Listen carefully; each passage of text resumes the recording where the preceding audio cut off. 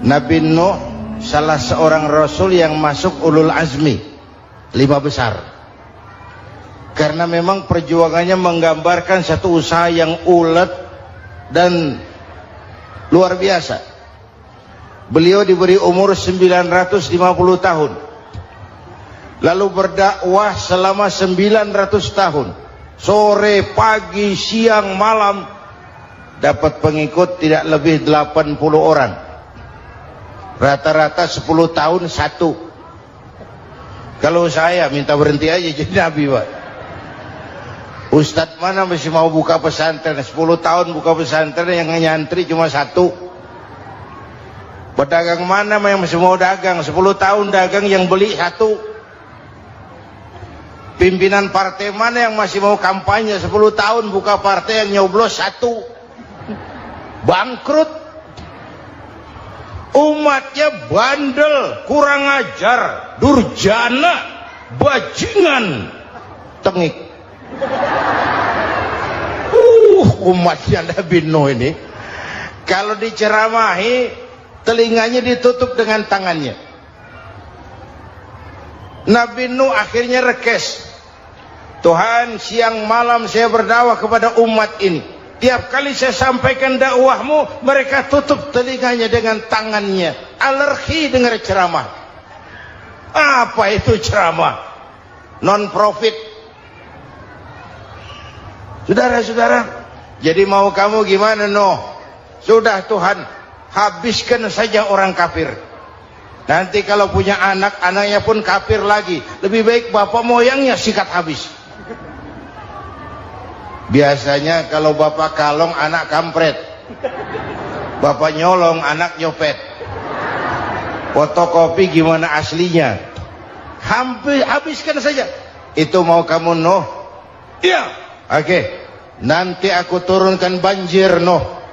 Buat kapal. Dengan apa saya harus buat kapal, Nuh? Ya dengan kayu, kata Tuhan. Kayunya dari mana, Tuhan? Ya dari pohon, Nuh. Pohonnya belum ada, Tuhan. Ya tanam dulu, Nuh.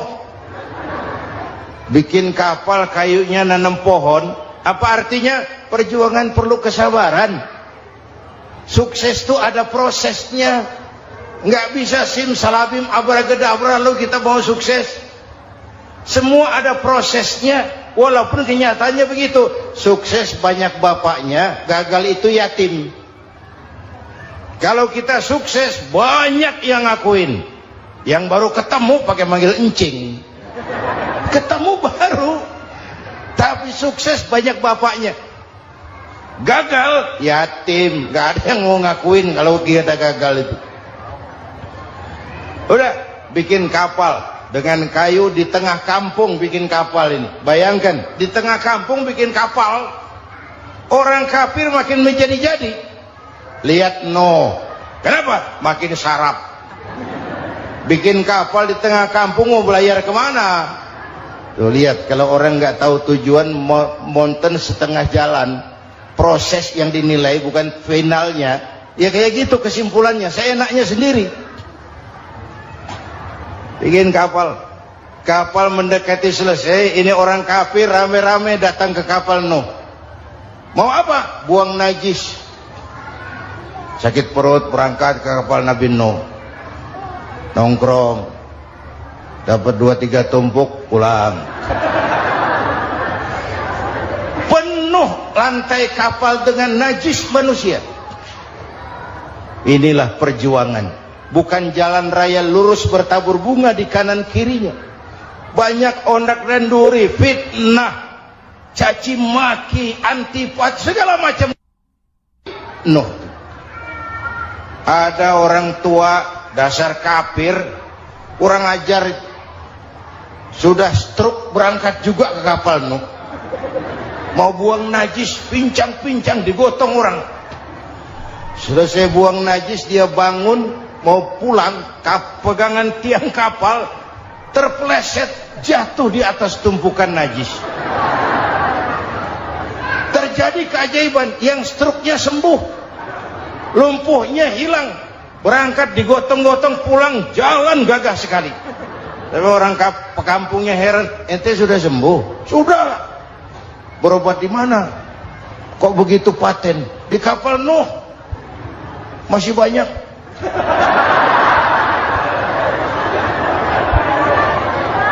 Yang berasa perlu obat bawa rantang.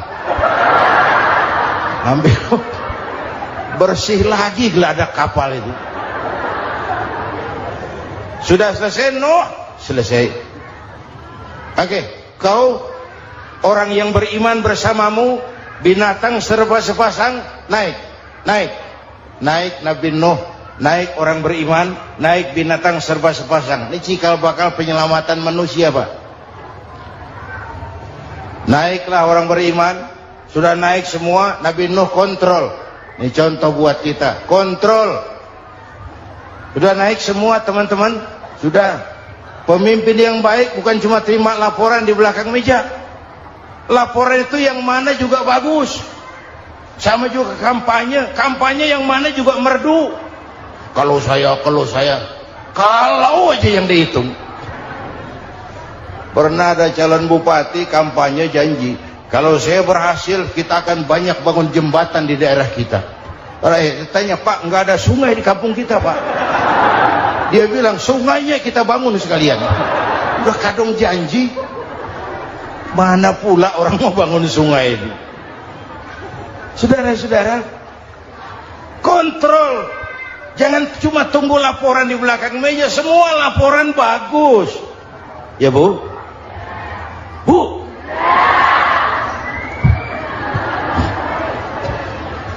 Nabi Nuh kontrol. Sudah naik semua? Sudah, Nuh. Pulan bin Pulan naik Nuh. Paimin bin Tukijo naik. Kami lihat naik. Ada orang Jawa juga, Kiai? Ada. Sudah kontrol. Kanan anak saya ikut nggak naik kapal? Kami tidak lihat itu, Nuh. Kanan. Ini potret. Bapaknya aktif ke masjid, ibunya rajin ke majelis taklim, anaknya keleleran kemana-mana. Bukan di sini, di Prancis. Di sini insya Allah sama.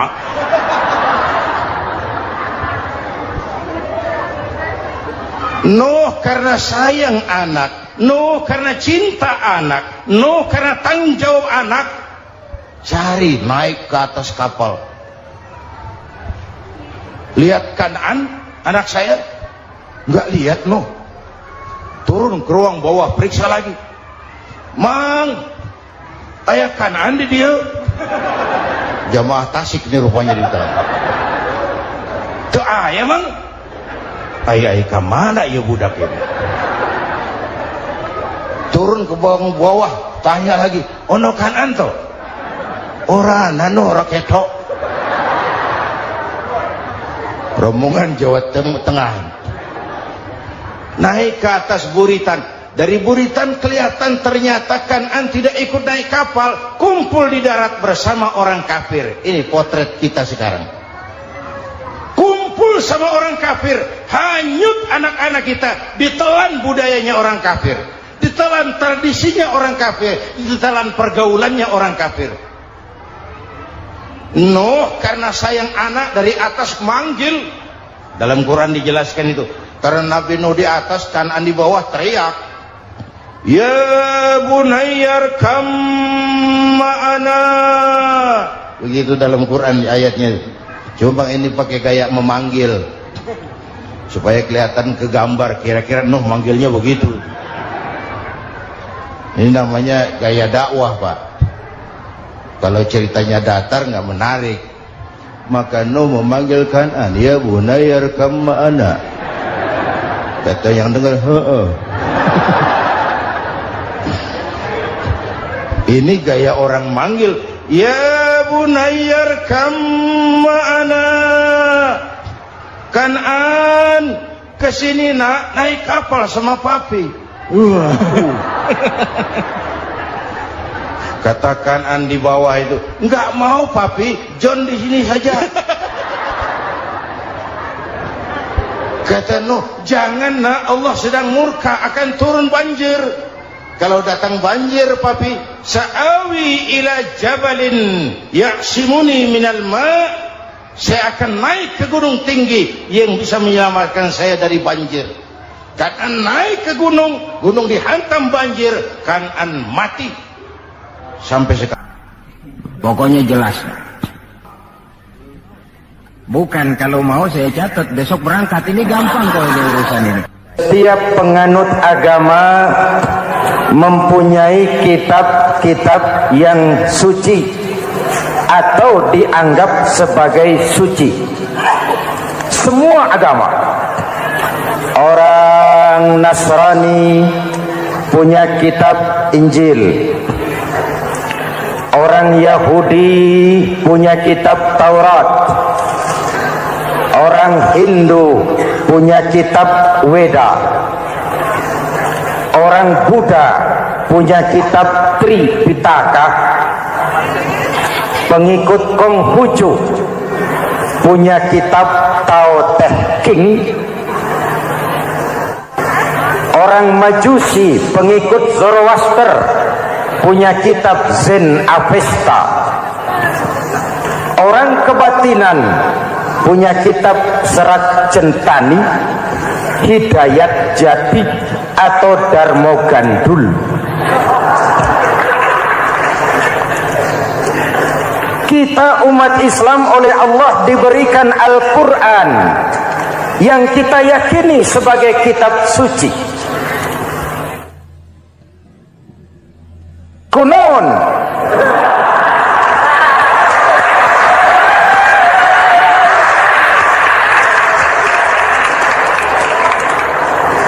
Apa kunaon itu?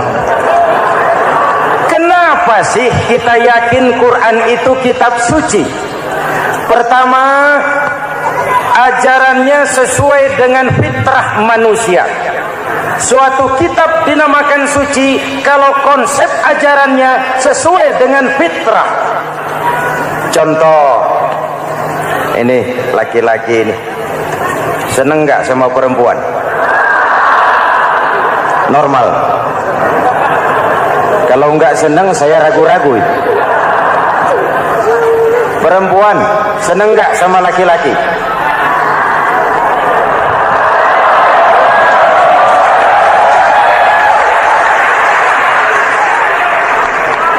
Ini fitrah.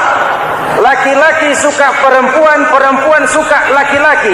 Quran memahami itu. Hai laki-laki, kau senang dengan perempuan. Hai perempuan, kau suka dengan laki-laki. Oke, lewat sini, lewat pintu yang disebut nikah. Kalau kitab suci melarang nikah, itu bertentangan dengan fitrah manusia. Maka dalam Quran, mulai dari umat sampai ulama dan segala profesi dianjurkan nikah. Kalau kiai tidak boleh nikah, saya pilih mengundurkan diri, Pak.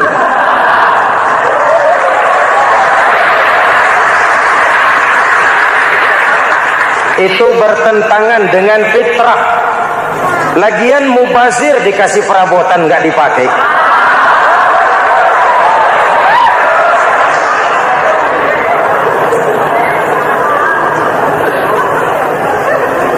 Fitrah. Contoh lagi, manusia perlu makan. Kalau ada kitab suci menyuruh puasa terus dari pagi sampai sore sampai malam sampai pagi lagi, eta teh kitab gelo.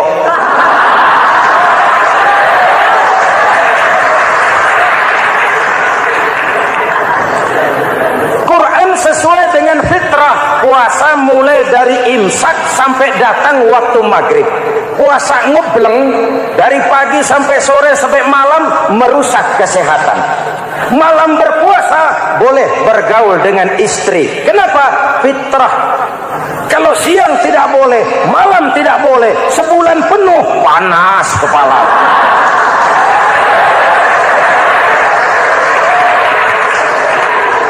Rontok rambut. Hadirin yang saya hormati, itu yang pertama.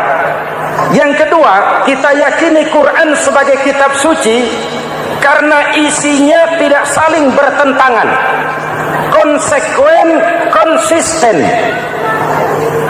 Kalau ada satu kitab, di satu ayat mengajarkan Tuhan Esa, di lain ayat mengajarkan tiga, liar itu mah. Bagaimana kitab suci isinya paradoks? Bagaimana kitab suci isinya saling bertentangan? Di ayat manapun sekali Quran berkata Allah itu Esa, selamanya Esa. Isinya tidak saling bertentangan. Lalu yang ketiga, kita yakini Quran kitab suci karena dia bersih dari intervensi manusiawi.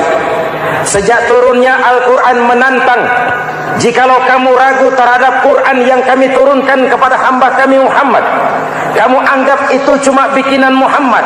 Kalau Muhammad bisa, kamu tentu bisa. Bikin satu surah semacam Al-Quran. 14 abad yang lalu tantangan ini turun dan sampai malam ini belum terjawabkan. Pak, barangkali tidak ada yang mau coba. Banyak. Antara lain Musailamah Al-Kazzab. Dia mencoba membuat menandingi Al-Quran. Dia buat satu surah namanya surah Al-Fil. Bunyinya begini, bikinan Musailamah. Al-Fil wa mal-fil wa ma adraka mal-fil lahu khurtumun tawil wa lahu zail. Sudah berbentuk syair. Isinya apa? Al-fil, gajah. Wa mal-fil, apakah gajah itu? Wa ma adraka mal-fil, tahukah kamu apa itu gajah? Lahu khurtumun tawil, dia punya belalai panjang. Walahu zail, dan dia punya ekor. Enggak usah turun ayat begituan, orang tahu.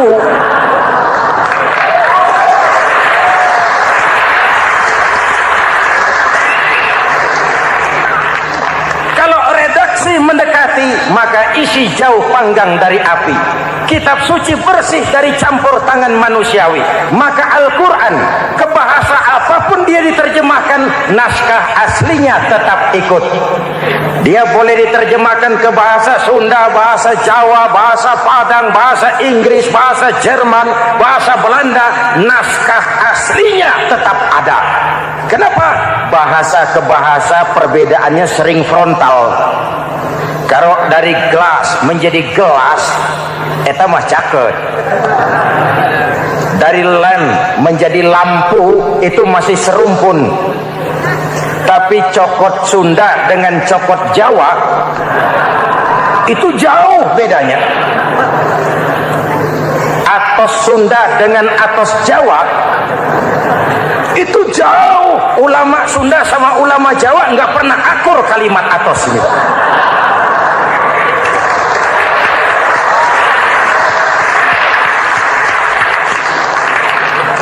Inilah kebenaran janji Allah, inna nahnu nazzalna dzikra wa inna lahu lahafizun. Kami yang turunkan Al-Quran, kami yang akan menjaganya. Ribuan orang hafal Al-Quran. Lalu apa pesan-pesan misi utama Al-Quran? Pertama, menegakkan tauhid. Ini yang lebih dahulu, membentuk kualitas sumber daya manusia dengan menanamkan nilai-nilai keimanan, membebaskan dari ketergantungan kepada benda. Ya ayyuhan nasu ubudu rabbakumul ladzi khalaqakum. Hai manusia, Tuhanmu yang perlu kau sembah hanyalah Tuhan yang telah menciptakan kamu. Jangan menyembah Tuhan yang tidak pernah menciptakan kamu. Mengapa kau menyembah harta padahal dirimu lebih berharga dari harta? Kenapa kau menyembah pangkat dan jabatan padahal dirimu lebih berharga dari pangkat dan jabatan?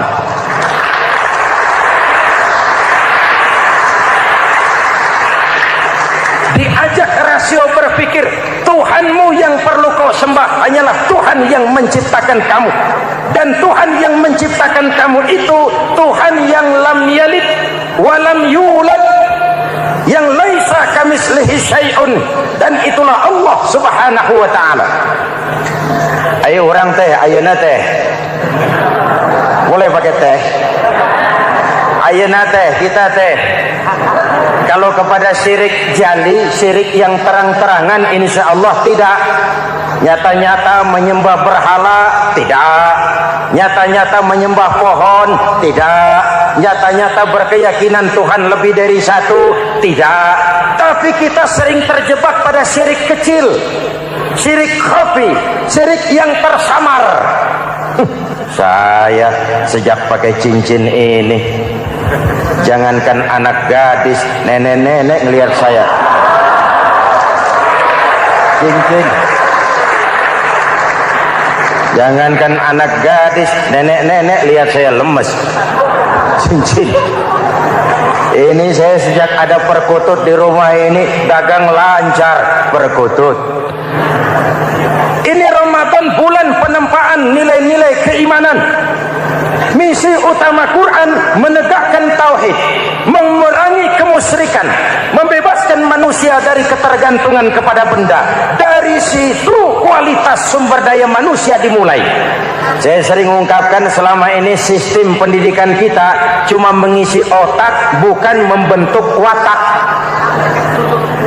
Otak diisi segala macam ilmu, tapi hati kosong, agama rapuh, akhirnya moral rendah. Muncul manusia-manusia yang pintar, cuma sayang tidak benar. Indonesia kita bangkrut, Indonesia kita terpuruk, Indonesia kita sakit sekarang ini, kan ulahnya orang-orang yang pintar tapi tidak benar.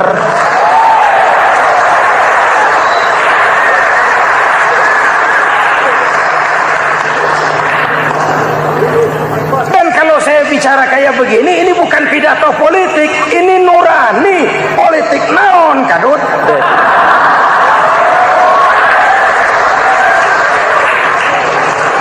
Ini nurani, ini tanggung jawab sebagai anak bangsa. Ibu bapak, saudara-saudara hadirin yang saya hormati, Rasul kalau masuk sepertiga yang akhir, sing-singkan lengan baju, hamparkan sajadah, lebih banyak di masjid daripada di rumah. Itu Rasul. Maka sepertiga yang akhir masjid makin ramai. Lihat Masjidil Haram. Lain dengan kita. Sepertiga yang akhir masjid mulai mengalami kemajuan. Safnya makin maju.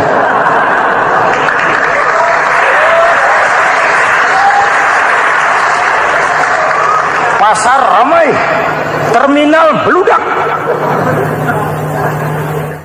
Padahal sepertiga yang akhir itu puncak. Padahal di situ nilai tambah. Dan anggap ini Ramadan terakhir yang diberikan Allah kepada kita. Kenapa? Memang tidak ada jaminan tahun depan ketemu Ramadan lagi.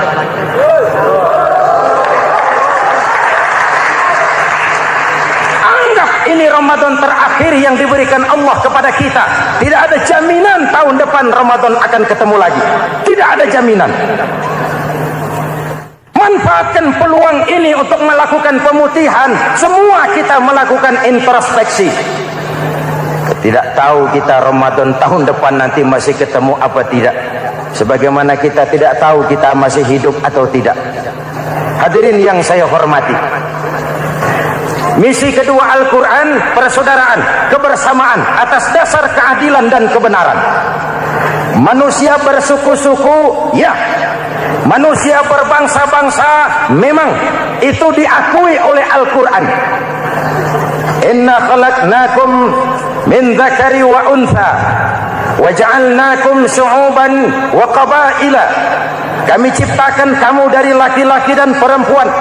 Kami jadikan kamu bersuku-suku dan berbangsa-bangsa. Apa tujuannya? Agar kamu saling mengenal satu dengan yang lain.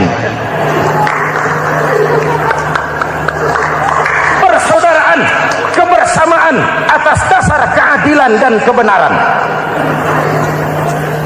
Yang terlepas dari ras. Dari manapun orang datang, apapun warna kulitnya, dari suku apapun ia dilahirkan, kalau akidahnya sama, itu kan saudara kita.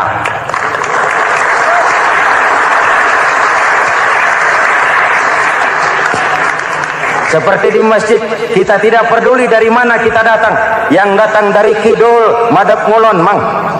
Yang datang dari sebelah lor, madep ngulon mang.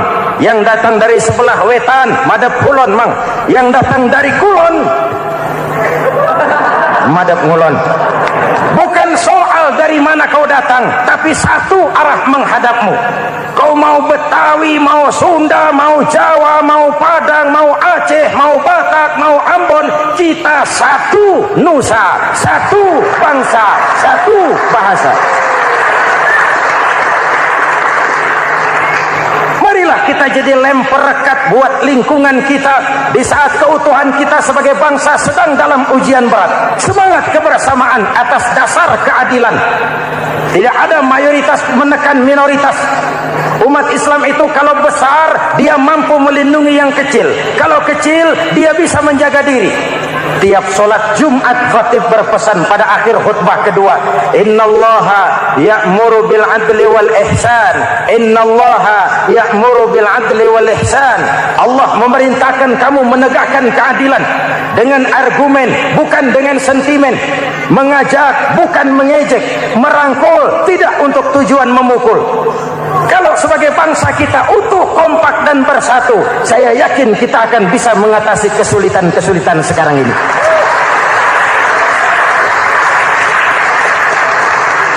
Kan kita prihatin kadang-kadang tawuran antar desa, antar RT, antar RW, antar kecamatan, sampai antar elit di atas. Makanya saya ulang lagi pesan ini, kalau elit di atas tawuran, jadilah penonton yang baik. Saudara-saudara kaum muslimin yang saya cintai, kita prihatin, kita seakan tercabut dari akar budaya kita sebagai bangsa. Kenapa kita yang berfalsafahkan Pancasila, kenapa kita yang berketuhanan yang Maha Esa tiba-tiba jadi beringas dan brutal? Ada maling ayam ketangkap, disiram bensin, dibakar hidup-hidup. Kok kita bisa begitu? Street justice, pengadilan jalanan mulai tegak. Iyalah kita tidak puas dengan kerja aparat kita, tapi jangan main hakim sendiri. Ini negara, bukan hutan.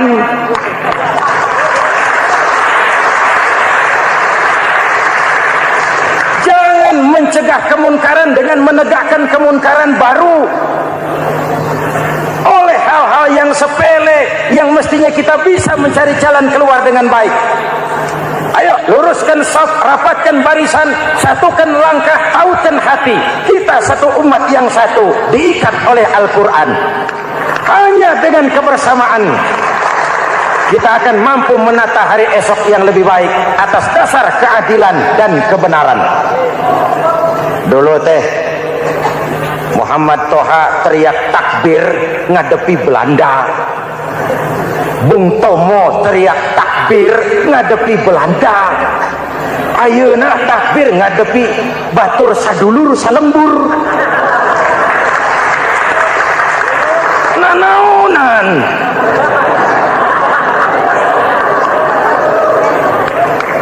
Bung Tomo teriak takbir, Muhammad Toha teriak takbir. Yang dihadapi jelas penjajah Belanda. Kita ngadepi saudara sendiri, Allahu Akbar. Yang sana teriak Allahu Akbar, setan tepuk tangan di tengah. Yuk kita rukun yuk, kita kompak yuk, kita bersatu yuk, kita pulang yuk.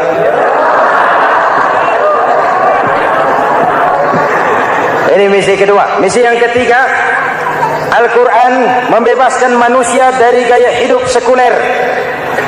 Quran mengingatkan, awas bung, ada hidup sesudah mati, ada akhirat sesudah dunia. Lebih untung orang yang percaya akhirat daripada yang tidak. Paling tidak hidupnya normatif. Contoh, saudara yakin akhirat ada, lalu saudara hidup baik-baik, menjauhi yang munkar, meninggalkan yang haram, saudara sujud, puasa, jihad, lalu saudara mati. Setelah mati ternyata akhirat tidak ada. tidak ada ruginya. Paling kurang kita sudah dicatat sebagai orang baik. Sebaliknya, saudara tidak percaya sama akhirat, lalu hidup seenaknya, judi, mabuk, zina, nipu orang, korupsi, tenggelam dalam kemunkaran, lalu mati. Setelah mati ternyata akhirat ada. Kemana anjen? Lebih untung orang yang percaya akhirat ketimbang yang tidak. Hidupnya ada rem. Iya Pak, saya kepengen banyak uang, tapi kalau main judi nanti di akhirat bagaimana? Iya, saya kepengen jadi orang kaya, tapi kalau korupsi, nipu orang, buka peternakan tuyul, nanti di akhirat bagaimana? Gaya hidup yang berkeseimbangan. Ada hidup sesudah mati dan ada akhirat sesudah dunia. Yang keempat, Quran membebaskan manusia dari belenggu kebodohan. Quran ayat yang pertama turun sudah berkata, Iqra, baca, kamu jangan jadi bodoh. Kebodohan menimbulkan kemiskinan, kemiskinan mendekatkan kepada kekufuran. Yang kelima, ini kado buat ibu-ibu. Quran mengangkat harkat, derajat dan martabat kaum wanita. Sebelum Quran turun, sebelum Islam datang, nasib wanita sangat menyedihkan. Dilahirkan hanya untuk melahirkan.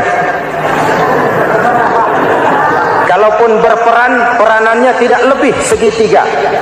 Dapur, sumur, kasur. Kasur, sumur, dapur. Dapur, sumur, kasur. Wanita dilecehkan, sekadar alat pemuas nafsu. Datang Islam, Rasul terenyuh, An-nisa imadul bilad. Wanita adalah tiangnya negara. Jikalau baik wanita, baik negara. Jikalau rusak wanita, hancur negara. Karena wanita, negara jaya. Betul? Karena wanita, negara hancur. Betul? Maka wanita adalah bidadari yang kadang-kadang setan. Kadang-kadang.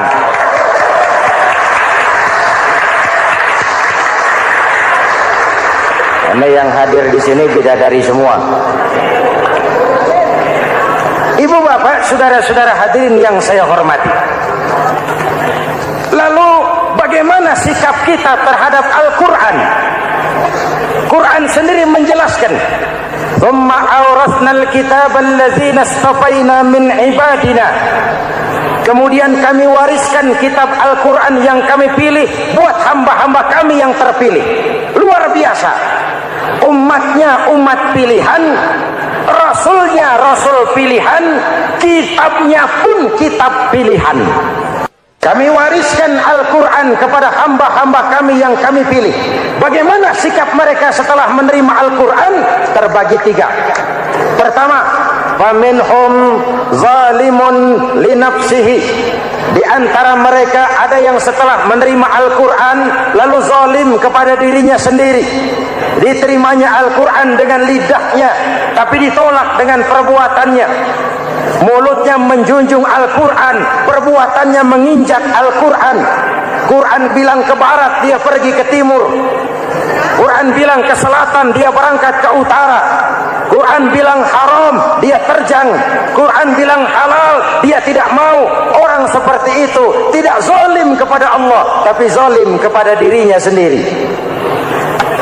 Mudah-mudahan kita yang termasuk golongan ini. Amin. Yang kedua, wa minhum muqtasid. Di antara mereka ada yang menerima Quran 50-50. Separuh-separuh.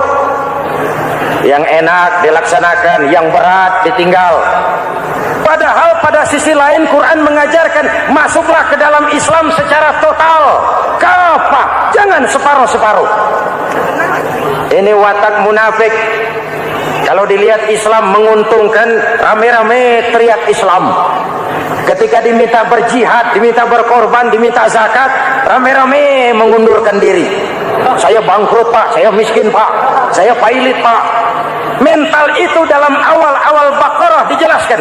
Kullama adha'a lahum masyaw fihi wa idza adlama 'alaihim qamu. Kalau terang mereka berangkat, kalau gelap gelap, mereka mandek. Itu ciri orang munafik beragama. Kalau Islam menguntungkan, rame-rame teriak Islam. Ketika diminta berjihad, berkorban, berjuang, rame-rame mengundurkan diri. Muqtasid.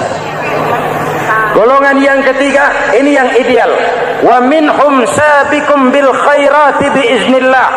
Di antara mereka ada yang setelah menerima Al-Quran lalu berlomba-lomba mengamalkannya, berlomba-lomba melaksanakannya. Jangan sampai yang baca Quran dengan suara merdu dapat piala, yang mengamalkan Quran dengan konsekuen dapat penjara.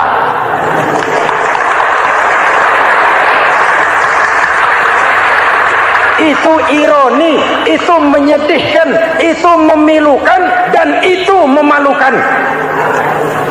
Pilihan terserah kita. Satu hadis Rasulullah mengajarkan begini: man ja'alal Qur'ana amamahu qadahu ilal jannah, wa man ja'alal Qur'ana khalfahu saqahu ilan nar. Siapa yang meletakkan Quran di depannya, dijadikannya Quran sebagai imam, Quran akan membimbing dia ke surga, surga dunia, lebih-lebih surga akhirat. Sebaliknya, siapa yang meletakkan Quran di belakang, dibelakanginya ajaran Quran, Quran akan mendorong dia ke neraka, neraka dunia, lebih-lebih neraka akhirat. Quran imam apa makmum? Kita makmum apa imam? Makmum ikut imam apa imam ikut makmum? Makmum ikut imam. Jikalau Quran adalah imam, jikalau kita adalah makmum. Ke barat kata Quran, ke barat kita berangkat. Ke timur kata Quran, ke timur kita menuju. Halal kata Quran, itu yang kita ambil.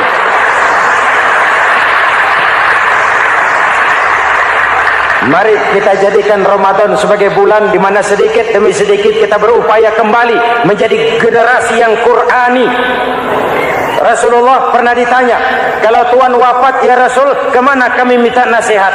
Aku tinggalkan kamu dua nasihat. Satu yang diam saja, satu yang bisa bicara. Yang bisa bicara apa ya Rasul? Al-Quran.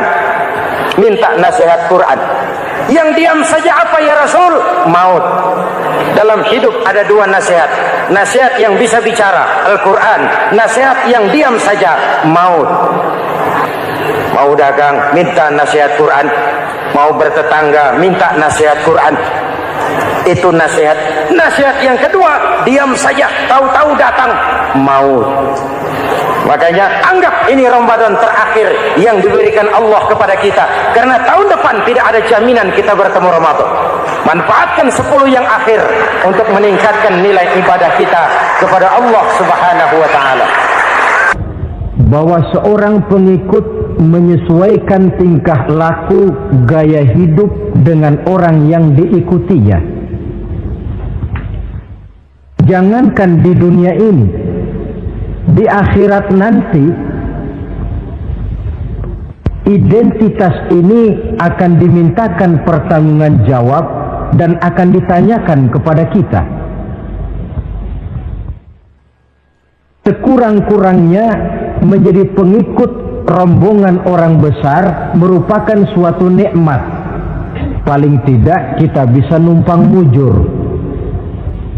Kalau saya berangkat ke Bali ikut rombongan Pak Menteri misalnya, saya bisa bebas timbangan, tas saya tidak usah diperiksa-periksa barangkali. Kenapa? Ini rombongannya Pak Menteri, numpang mujur. Itu sekurang-kurangnya. Tetapi tentu untuk menjadi anggota rombongan Pak Menteri ini kan harus ada tanda, ciri-ciri atau yang disebut identitas. Kalau kita mengaku dan memproklamirkan diri sebagai umat Nabi Muhammad, sebagai pengikut beliau, apa sih identitasnya, ciri-cirinya?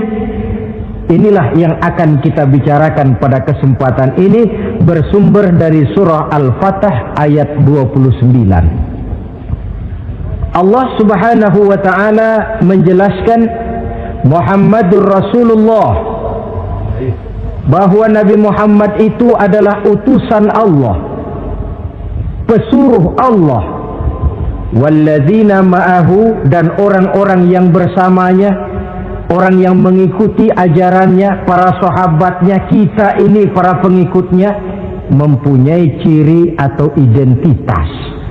Dalam ayat ini ada 5 ciri yang dijelaskan.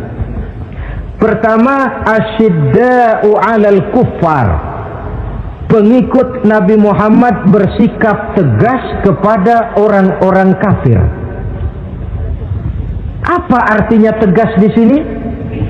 Saudara-saudara, tegas di sini artinya bukan main marah-marahan, tidak ngajak berkelahi, bukan juga menantang perang. Tegas di sini artinya mempunyai prinsip, mempunyai garis yang nyata di dalam keyakinan beragama. Garisnya apa? Tidak lain, lakum dinukum waliyadin. Bagi Tuhan agama Tuhan, bagi kami agama kami. Silahkan Tuhan melaksanakan agama Tuhan, kami akan melaksanakan agama kami. Kami menghormati Tuhan, Tuhan pun menghormati kami. Tetapi soal agama tidak usah dicampur adukkan. Identitas semacam ini perlu kita tegakkan kembali. Sebab apa? Sebab di zaman sekarang orang mulai mengaburkan nilai-nilai kebenaran dari agama, yang pada akhirnya menanamkan sikap ngambang terhadap agama. Misalnya kita ini dibuai dengan kalimat yang kelihatannya bagus tapi sebenarnya mengandung racun. Kata orang, jangan fanatik, semua agama kan bagus, semua agama benar, semua agama thayyib. Terus terang saja, saya bukan tidak setuju dengan kalimat itu. Saya beranggapan kalimat itu belum sempurna. Semua agama benar, jangan titik di situ, itu baru sekedar koma. Semua agama benar, koma, bagi penganutnya masing-masing, titik. Semua agama baik, koma, bagi penganutnya masing-masing, titik. Bagi kita yang muslim, yang benar Islam. Dan seorang muslim yang berani membenarkan semua agama, seorang muslim yang berani berkata semua agama benar, sekurang-kurangnya munafik kalau tidak menjadi murtad. Wah Pak, itu namanya fanatik dong. Betul. Yang tidak boleh kan fanatik kepada suku, yang tidak boleh kan fanatik kepada guru, tapi fanatik kepada agama dalam arti berpegang teguh kepada agama merupakan bagian daripada kehidupan beragama. Hanyalah kalau umat Islam ini fanatik dengan agamanya, dia akan konsekuen, baik melaksanakan, mengamalkan maupun mengembangkan agamanya. Saya cinta kepada suku saya, tapi tidak lalu fanatik. Cinta suku boleh, fanatik kepada suku salah. Cinta kepada guru bagus, fanatik kepada guru jelek. Cinta kepada agama bagus, fanatik kepada agama wajib. Hanya dengan fanatik kepada agama orang konsekuen. Yang jelek itu kan kalau sudah fanatisme kesukuan. Contoh, misalnya mentang-mentang orang Sunda, lalu ngomong saya ogah dengerin ceramah. Kenapa? Ustaznya bukan orang Sunda sih. Ini nggak bener, emangnya Nabi Muhammad kelahiran Ciamis? Kan tidak.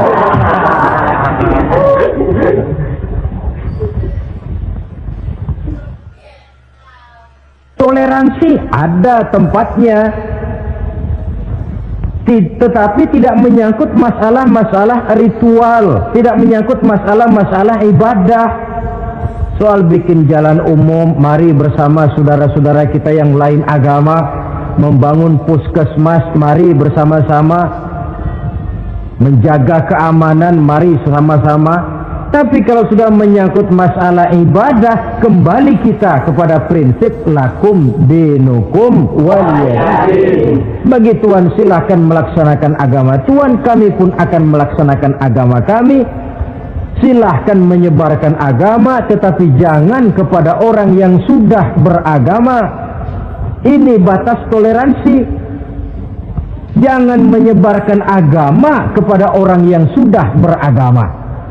Maka dalam sejarah sudah dibuktikan, alhamdulillah, kalau kita mau objektif menilai sejarah, ketoleransian umat Islam itu sudah dibuktikan oleh fakta sejarah.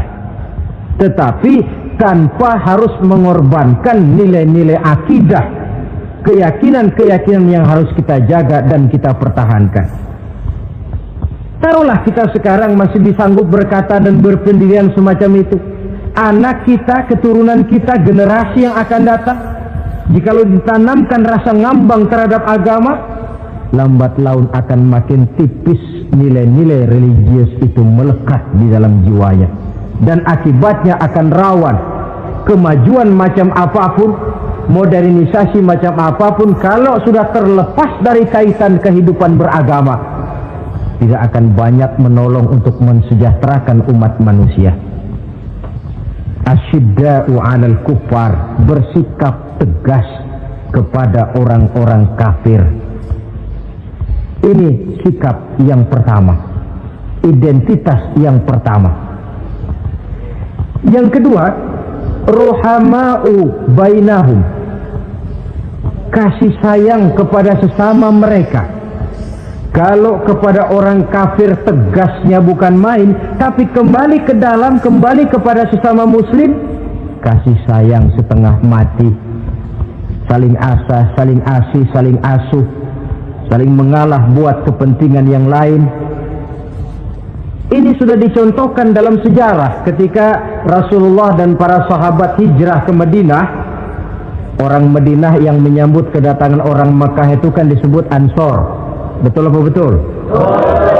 Nah, orang Makkah ini yang hijrah ke Madinah disebut kaum Muhajirin.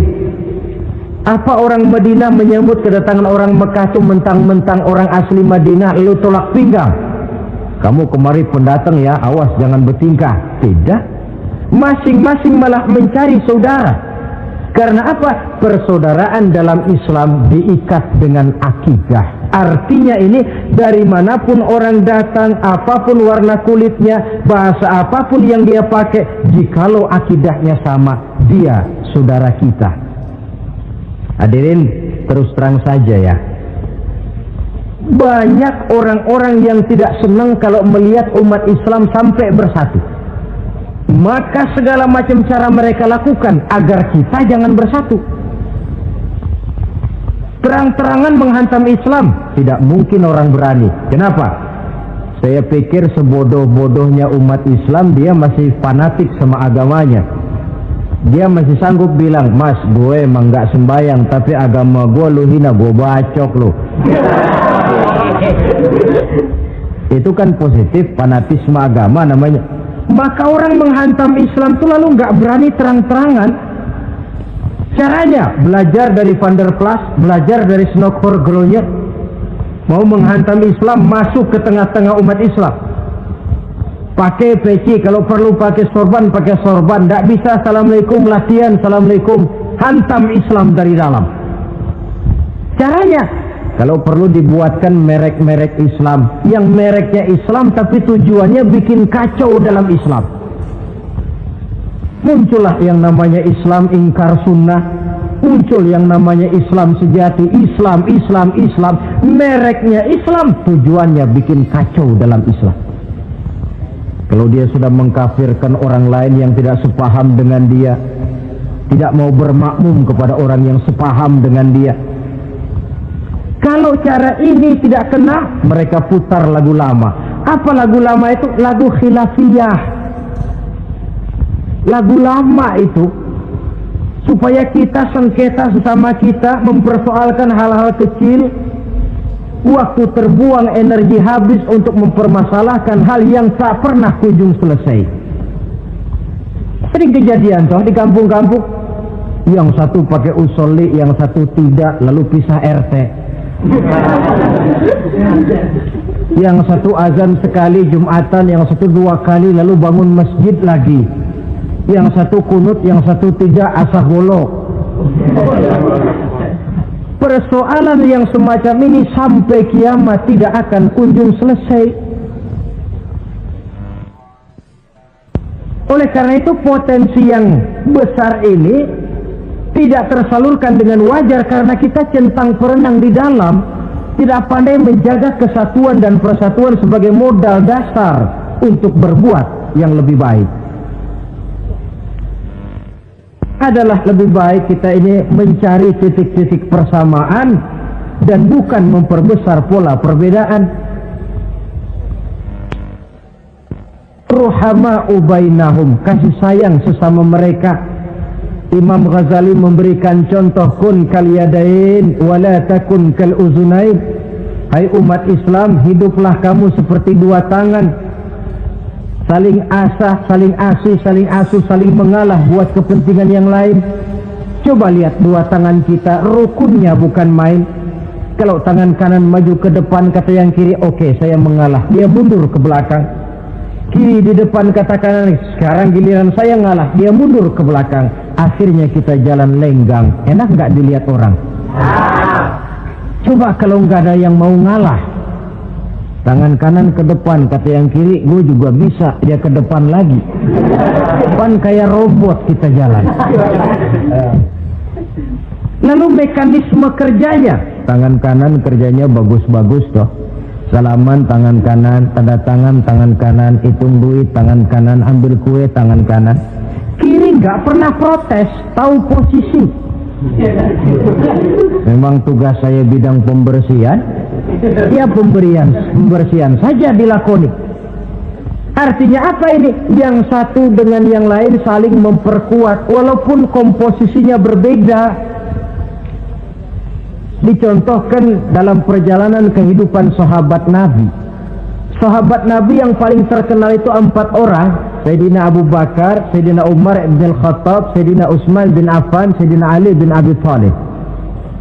4 sahabat ini kalau kita lihat komposisinya, keahliannya lain-lain.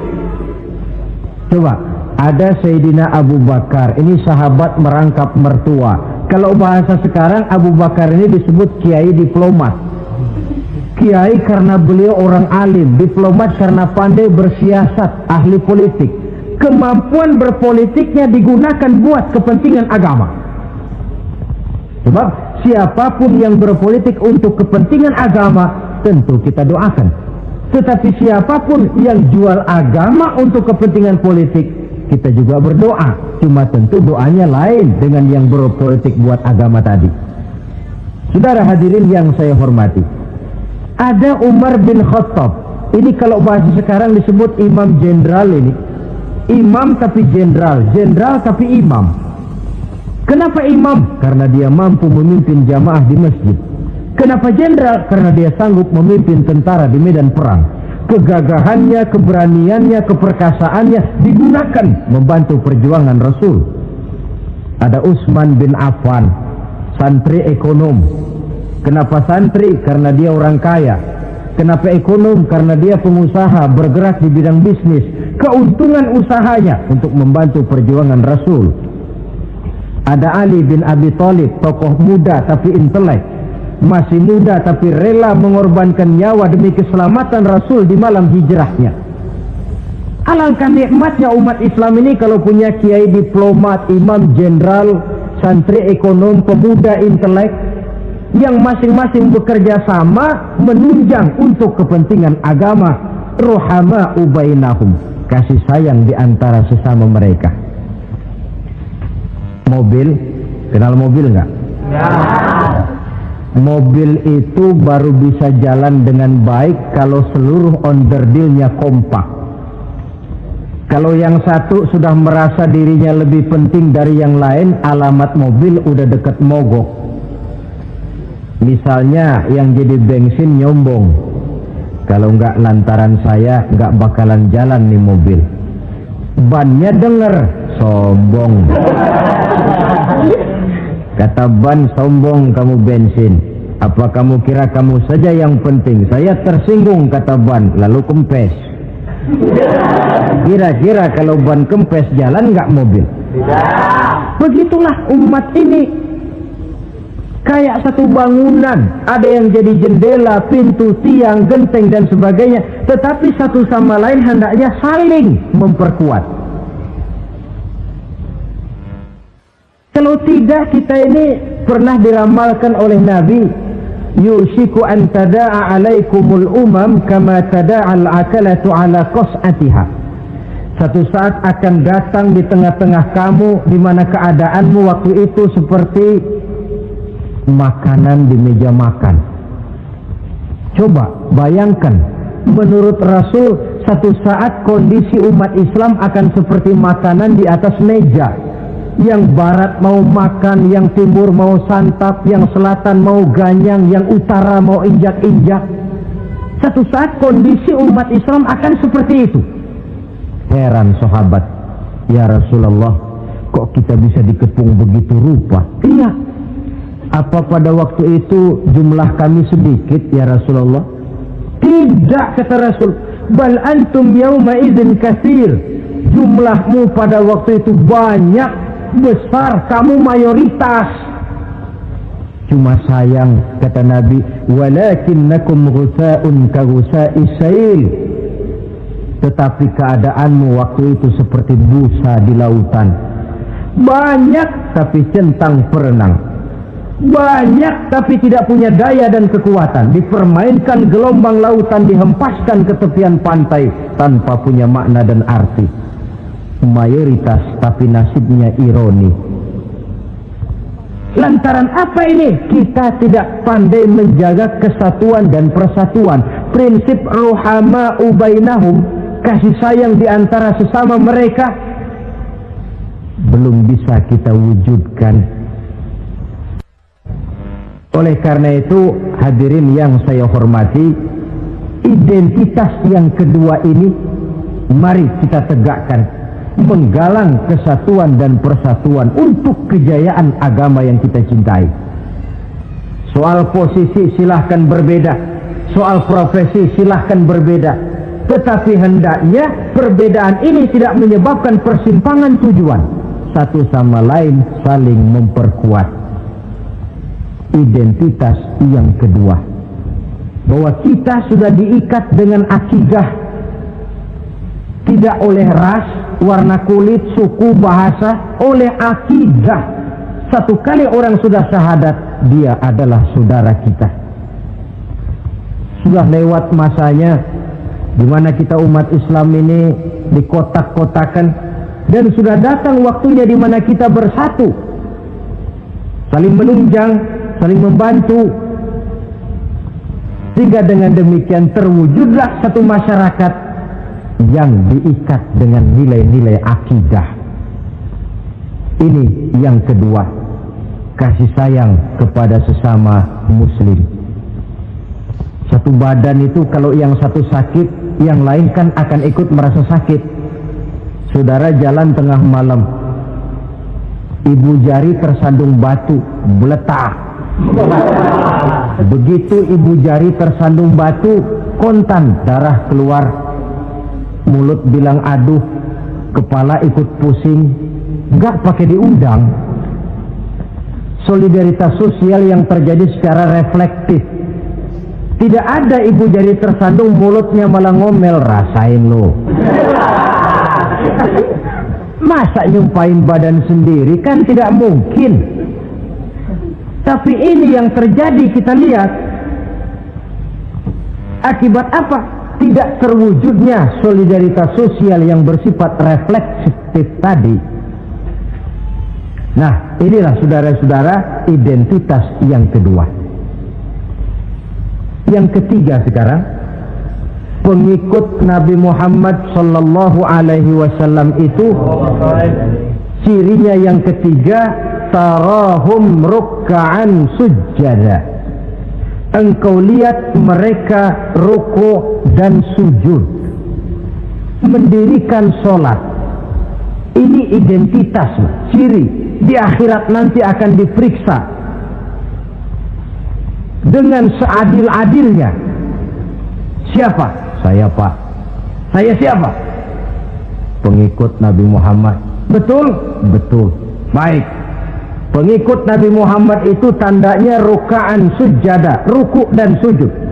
Sampean ngaku umat Nabi Muhammad, sujud, pernah sembahyang? Sembahyang juga, Pak. Berapa kali? Nggak banyak-banyak Pak, setahun 2 kali.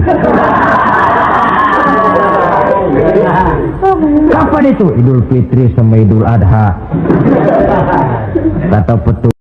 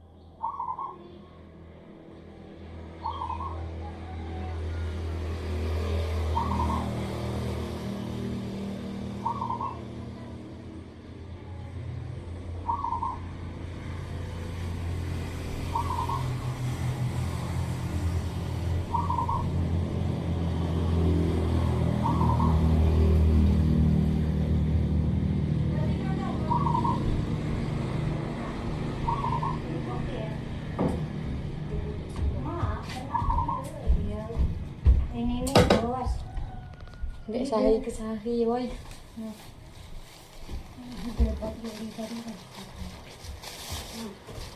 Nah, dia belum buka. Dingin, juga jadilah turunnya kuda tuh. Kau pengen ini aja aku ribang lotso dulu. Jadilah kuda. Oi, kalau dia ini. Udah enggak lotso ini udah. Widya tuh biru waktu itu, biru nggak ini tuh. Oh, dia yang video dia. Buka jadilah kuda pas. Yang sana, yang mana agak kecil itu untuk dia. Kalau itu. Yang kecilnya lah pas banget. Dia nak sumpan nih, dia sumpan di dulu. Yang baju tidur nak agak besar, mak. Sa belum wis mana yang itu. Dia di kecil. Besar tu. Ayo dah jangan. Ngapu mak sedang nggak video coba kalau no video tuh pasang Besar lah ni, mak besar lah video tu depannya ni. tinggi video tuh kamu. Jangan kamu. Dek video tuh kena yang ngorok ini gitu mau dikeluar. Au, kabar. Ini batau bukan piang. Oh lah ini piang. Aida. Jangan putih, kabar. Seram ke putih itu. Tidak yang putih aja tu. Jangan yang Derot. Ni lomba gua tu pakai skupa. Kamu untuk labu baju untuk Awak aku kan tidak ini kalau dek kalau jalan. Aku yang pusing keroy waktu itu orang. Oh mana simpak aku ni tak pakai lapan ini. Tahu tak mak? Tahu pakai simpak mama. Dia cakap oh simpak bagaimana? mau lagi ya. Alay, bogo tu capak kan? Bawa lapso bang tuat lapso ah. Besar. Nah, ini kamu kya? Lasar Berapa lagi. kali mak yang ini dipakai? Tiga lima ini pasti melekar satu sorong lah dia nanggal lagi. Macam pun dia Yuli. Jika kata Yuli. Pasaan dah untuk lo ambil yang masuk. Kamu kabar lembut yang cerah ini. Itu kan Kabar krem. kita. Itu kan krem. Baca. Apa itu? Kamu yang itu. Baca. Awam kabar tu pasal Sebalik. Dekor lalu sangka umbiau. Tanya gila ngapa buntut kabar tu gitu. Woi, gar, dia punta ya Allah. Dia sepatu roda tu dia melebur. Dia datang ke Karena tu kamu. Saya Enggak. pengen itu. Bebar yang itu tuh enggak? Ya ini. Kan itu yang dek daci amin ini orang dek gadis. Kalau cuka aku dah. dia juga kuda. Kau bandingkannya pulang kau bagi nak beli baju ya. Cuma tadi mau berkaca ini, kaca itu. Macam mana? Kaca bawah rumah tuh. Nambah, 50 sijan, nambah baru mah. 100. Awal juga jadi laku. Anu tadi. Tahu kata. Awal katanya. Ya Allah gitu. Kamu yang masang ya. Oke jadi ini. Saya masih ada buat. Woi masih di anu di tempat motor. Tanya tu. Duit tuh? Tanya kan cukup. Ini tunjuk kado ya. Ini dia buat dia Selikuan. Di kartu lau dia tunjuk kuat dia tahu. Mama aku tungguan jadi. Kayak ini dah. Mama nam dia setuju. Belajar lagi setuju yo. Media lu madu pajang kamu. Nurut dia acak sang video. Belum lah itu baca. Bunyi lagi magri baca ngupload ini. Tas lagi lagi tas. Dia setelah itu dia. Jadi mana? Sini ni kawan kadangnya pramuka sekolah. Malah nak enak sendiri. Ini sudah mesti dia baca ke baju ini sini itu baju pakai ini. Wow. Ayam juga baca kau tidak ini tanya kamu. Baju tidur pula 2. Kan? 4. Kami lagi. Tahun kemari aku beli ke 2. Anu ulang tahun tuh nyetu boleh 2 jangan. Oh, buok. Kau punya. Lalu sembah ini, pinggirnya lalu ini berjalan. Cukup kira sabar. Dah. Apa? Apa? Buka apa?